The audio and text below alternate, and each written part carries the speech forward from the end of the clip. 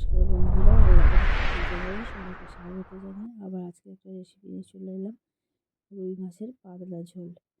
দেখো, এখন আবহাওয়ার পরিবর্তন হচ্ছে, সেই জন্য এখন খুব রিচ খাবার না খেয়ে যদি এরকম হালকা ধরনের খাবার খাওয়া হয় তাহলে শরীর পেট দুটোই খুব ভালো থাকে।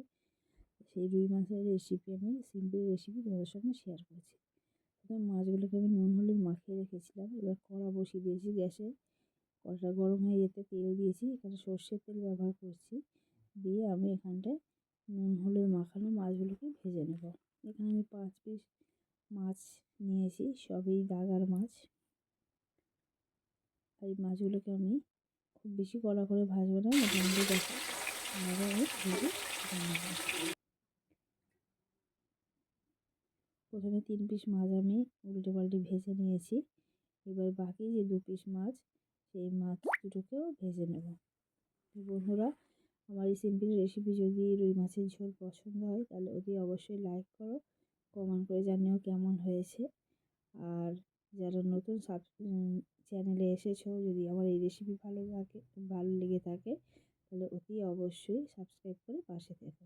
দেখো, বাকিও 2 পিস মাছ আমি ভেজে নিয়েছি। এবার যে তেলটা ছিল তোমরা দেখতে পাচ্ছ, সেই সামান্য তেলেই আমি রান্নাটা করবো। দেখো, প্রথমে জিরে ফোড়ন দিলাম, দিয়ে কেটে রাখা আলুগুলোকে আমি দিয়ে দিচ্ছি। আর এখন এখানে নতুন আলু আমি ব্যবহার করেছি, যেসব বাজারে পুরোটাই নতুন আলু এখন চলছে প্রায়।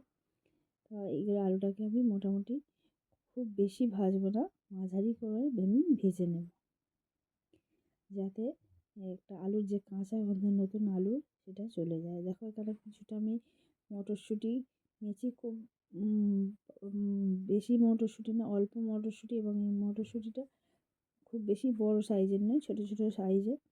আর এখানে একটা টমেটো আমি 4 পিস করে দিয়েছি, সেটাও এই আলুর সঙ্গে আমি ভেজে নেব। এখানে কিছুটা আদা আমি গ্রেট করে রেখেছিলাম, সেটা দিয়ে দিলাম। এখানে আদা বাটাও ব্যবহার করা যেতে পারে, কিন্তু আমি এখানে গ্রেট করা আদা ব্যবহার করেছি কারণ আমার সময় ছিল তেমন। তারপর সামান্য হলুদ গুঁড়ো দিলাম, সামান্য লঙ্কার গুঁড়ো দিলাম। আমরা কাঁচা লঙ্কা বাটাও ব্যবহার করতে পারো, যেটা খেতে খুবই ভালো লাগে। আর জিরে গুঁড়ো দিচ্ছি, আর ধনে গুঁড়ো দিলাম। দিয়ে এবার সামান্য একটু জল দিয়েছি যাতে মশলাটা পুড়ে না যায়। দিয়ে এবার খুব ভালো করে কষিয়ে নেবো আলুর সঙ্গে।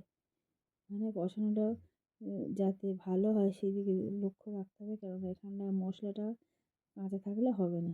দেখতেই পাচ্ছ, মশলাটা খুব ভালোভাবে কষানো হয়ে গেছে।